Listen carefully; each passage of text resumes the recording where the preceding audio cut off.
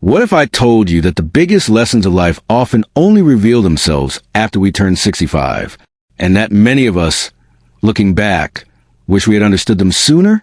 Whether you're approaching retirement already there, or just curious about the road ahead. Today, I want to share the truths I wish I had known before crossing that milestone age. Point 1. Your health is your true wealth. When you're younger, retirement planning often means saving money. But after 65, you realize that money doesn't mean much if your body won't let you enjoy it. I once spoke with a man named Richard. He worked hard all his life, saved every penny, but neglected his health.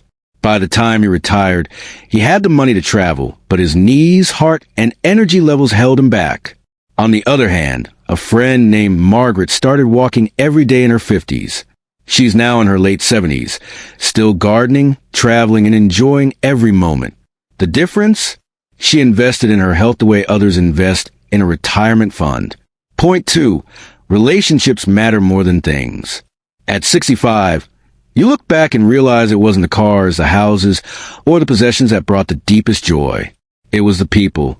Take Susan, for example. She spent years chasing success at work, missing family dinners and reunions.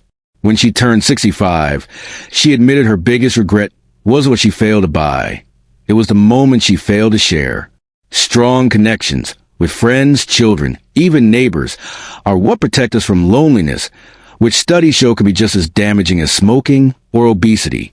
If you're in your 50s or 60s now, nurture those relationships. Call an old friend. Say yes to that lunch invite. Because in the end, these bonds are what make life feel full. Point 3. Time speeds up, so spend it wisely. Before 65, the years seem long. After 65, they seem to fly. You realize time is the one thing you can't get back. Think about Carol, who told me she spent her 50s saying, "I'll do it when I retire." Travel, painting, learning to dance. She kept putting it off. By 70, she finally started, but she regretted waiting. Don't wait for the perfect moment. If there's something on your heart, whether it's a trip, a hobby, or even a conversation you've been meaning to have, start now, because later sometimes never comes. Point 4. Money buys comfort, not happiness. Yes, financial security matters. But beyond a certain point, more money doesn't equal more joy. I knew a couple, John and Linda, who retired with modest savings but a rich circle of friends and strong community ties. They couldn't afford luxury cruises, but they filled their days with potluck dinners, local adventures, and volunteering. Meanwhile, another friend had millions but confessed to feeling isolated, anxious, and purposeless.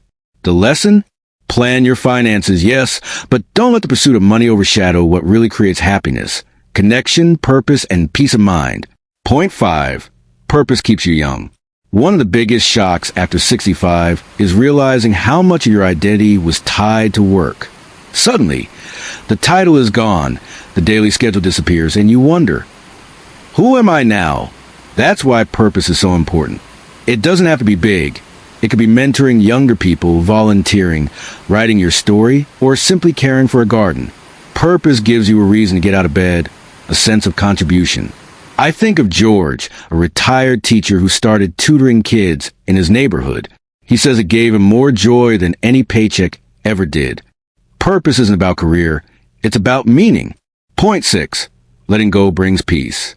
By 65, you've carried a lot, memories, regrets, sometimes grudges.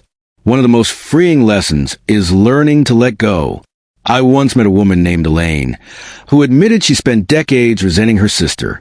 At 70, she finally decided to forgive, not because her sister apologized, but because she wanted peace.